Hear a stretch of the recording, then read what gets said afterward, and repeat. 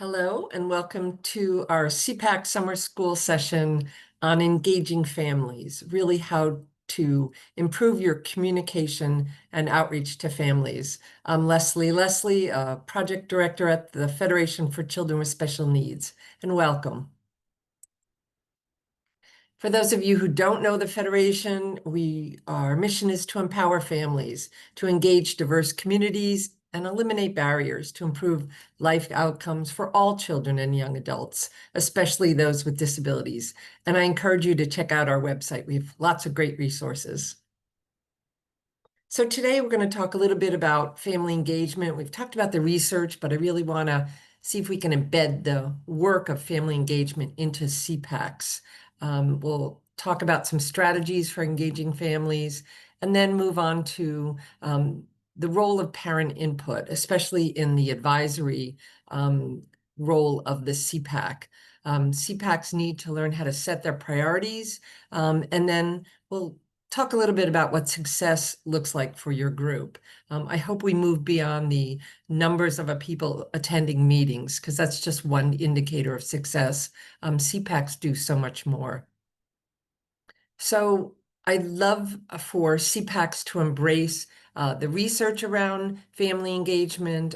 We've moved from the word involvement to engagement, and we know that the basics of family engagement research says when schools and families work together, students have better outcomes. And I'm saying let's take it just that little stretch further. So when CPACs use this research and really engage families in their community, I think they can build a better CPAC. And so that's why CPACs themselves should kind of work to not just involve families and say, we have a meeting, or we meet on Thursday nights, and here it is. It's how do you engage families? How do you build that strong two-way relationship so it's beneficial for everyone? I think CPACs need to start sharing some responsibility so that everyone is engaged, everyone has a stake in the game, everyone feels like they're part of the organization, really contributing to its success. So you need two-way communication, meaningful participation, and I think we all, forget that we should be focusing on the well-being. CPACs do so much to support families in their communities, and that's, I think, a great focus for CPACs because we really want equitable access. So we need to reach all of the families in our communities and get around some of the barriers that might be there to prevent families from participating, or just create different ways of participating. For those of you who are interested in more research and more information about family engagement, the Federation runs the Massachusetts Statewide Family Engagement Center. You can access it from our website, or you can go to massfac.org, and we've got great resources there. So every time that a CPAC communicates that message of welcome, inclusion, and listening, you're investing in stronger relationships with families. So that's why we need to develop those communication strategies that are welcoming, that are inclusive. Listening is really the first requirement for effective communication. And this is a growth area for many of us. It's really hard to listen, to really just stop and focus on, what people are saying in different contexts. So I also think we need, as CPACs, to start to ask our members and ask families in your communities, what are their communication preferences? Not everyone reads emails or is online all the time, or has, participates in Facebook. So if that's your sole mean of communication, it's not reaching people. So what are some options? Are there low-tech options, or even options for non-readers? Maybe there's different ways that you can use communication strategies within your community. And that could be, posters in different places, having tables at community events so you can actually talk to families and explain what a CPAC is all about. Maybe cable TV and or a local radio is another way of connecting to families. So just make sure that you're using all of the options so that you're reaching more families. And then consider any cultural barriers. Are CPACs providing materials that are translated and interpretation at meetings so that all families can participate? And I think this is where the CPAC needs to talk to the school district to see what resources are available to help you reach families that don't speak English as a first language. Our statewide Family Engagement Center has a Welcoming Families Communication Toolkit. It's really geared from the school side to help schools work with different families, but there's no reason why other groups can't use the same strategies. And it's a really nice toolkit with some great ideas, easy to access, and just kind of sets you on the right pathway so that you're thinking about how you communicate, how are you getting the message out, and making sure that it is a welcoming, inclusive message. We did this in a live session of like what makes you feel welcome when you attend a meeting. And a lot of the suggestions in the chat were all about being greeted, having people introduce themselves, feeling that first time you walk into this space, it's welcoming and people want to get to know you and welcome you into that space. Often, somebody comes in and it's just a very set group of people who are used to working together with one another, and they don't realize that someone's maybe listening on the outer edge of that conversation. So always pay particular attention to your language, the volume and tone of your voice, facial expressions and body language say a lot. I love this picture of this cat because the body language is not welcoming at all. And also look to the physical environment if you're meeting in person. Are the chairs set up in a rounded kind of fashion so that people can interact rather than people in the front and then people listening? Is there a space for people to get up and move around, or have options? It's always kind of interesting to kind of look back or look from the back of how people are interacting. And I think that also goes to virtual meetings, letting people not have their camera on because they just may not feel comfortable, but still engaging them in the conversation, or allowing people to participate via the chat or other ways, so that they don't always have to be on camera and present in a physical sense. Just, meet their needs and make them feel welcome. I think the first thing we need to do is to ask someone, what supports do you need in order to participate? And CPACs can do a lot of different things, especially if they're meeting in person or there's an event that's in person, offering childcare, making sure translation and interpretation is available. Some people may need assistance getting to the meeting, transportation. You can meet at various times during the day or different days of the week.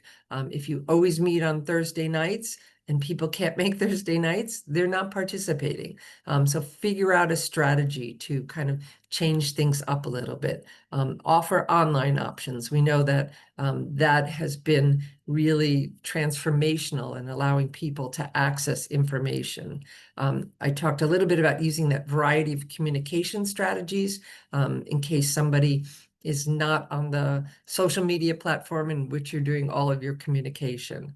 And those who have families who speak other languages in your community, perhaps work with a cultural partner or a broker to kind of bridge that gap, to make sure that those families feel comfortable. They're not the only ones. There's others that are joining in.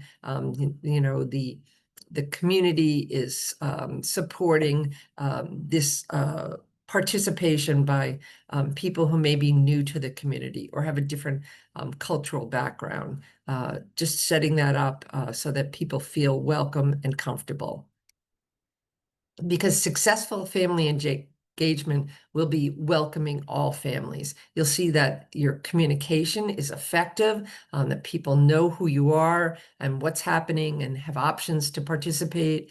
I think CPACs should be supporting the success of new leaders and welcoming new people to lead in their CPAC. Those are bringing new perspectives, new ideas, and you're building that succession of leadership within your group. It's really hard to stay active as a leader for many, many years because you may get burned out. So, it might go in a different direction, but welcome new people. And that's sharing a little bit of that power and responsibility. I think the best thing that a CPAC executive group can do is to delegate some of their tasks, build those skill sets, maybe co-lead something or share a position. I always suggest co-chairs because it's a lot of work and responsibility. And if you share the burden, it's a little bit easier.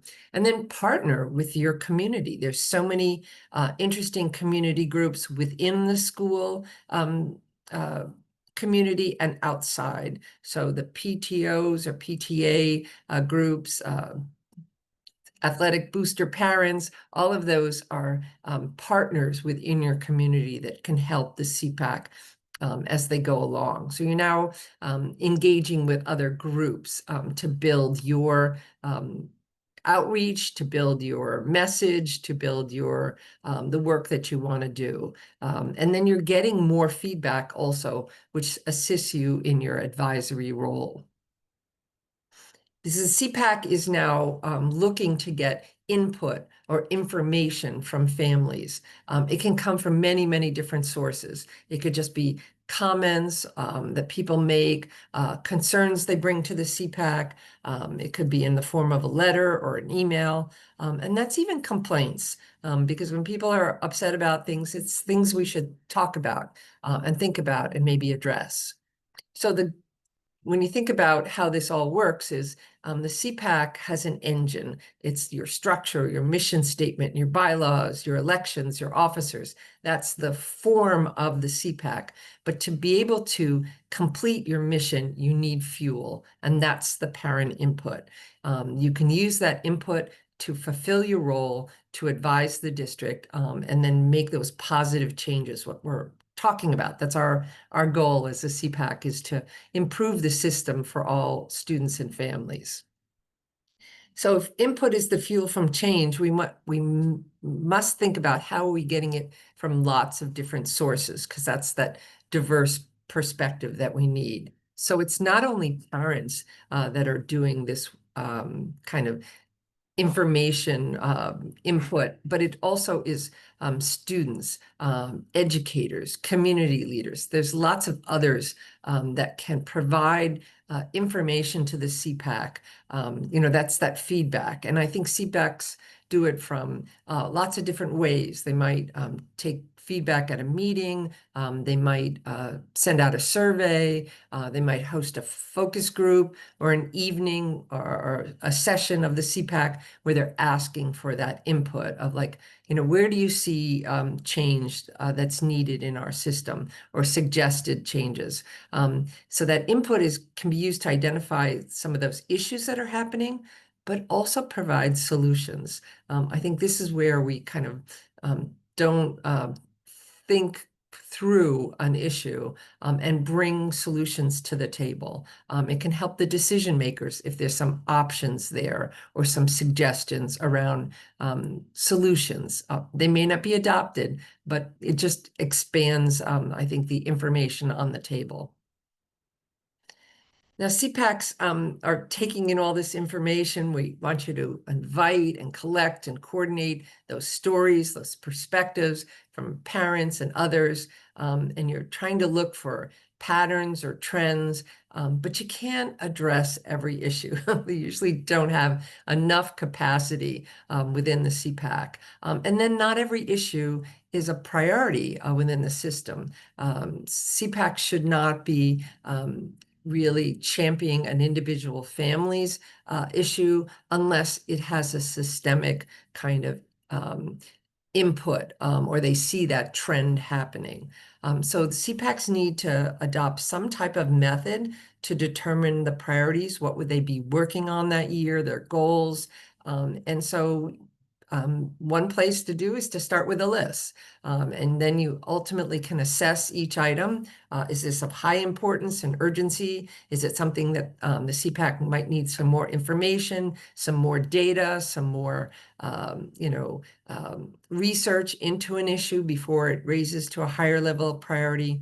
We know some things kind of all of a sudden show up and they are very urgent, but other things might take a little bit more time to kind of sift through. And you can't do everything all the time. So try to set achievable goals, prioritize your tasks that really align with your capacity, that's your time and your resources, people who can assist you. And I think if you focus on your mission, focus on your advisory role, the purpose of a CPAC to advise the district on the health and safety and education of students with disabilities, I think you'll be on the right path. The last thing I wanted to just address was the fact that it's still called National Parent Involvement Day, but they've also adapted the hashtag National Family Engagement Day. Is to celebrate the family engagement in your community, to celebrate the work of the volunteers, the work of families, and how they make a school system strong. So Project Appleseed has a National Parent Day website where you can get some great ideas on how to celebrate parents. The official day is the third Thursday in November. And this year there's some things on the website to celebrate with a theme of curbside coffee and cookies, which I thought was a fun idea for those families that might be driving their students to school, that you offer some kind of a small token of thanks and appreciation. And then figure out how to do that for families that might send their child in on the bus. Maybe you can have people meet at bus stops and just be, signs with "Hooray families, thank you," something that would be fun. So some kind of community event, you can coordinate it with your PTO, PTA, make it a whole school community-wide, celebrate the involvement, the engagement of all families, volunteers, everyone who's working so hard to make our school systems, strong and meeting the needs of all of our students. Maybe it's a family engagement workshop or a presentation to the school committee. Just kind of do something to kind of get you on the pathway to celebrate. And there is some kind of a national movement, and we always can take benefit from extra publicity on the national level. So thanks for attending, and I hope to see you at the next session. And we also have a welcoming new members tip sheet on our website. So that's another great resource for you to learn how to welcome people to your CPAC, make them feel comfortable, and provide them with the information that they need to be effective members of your CPAC.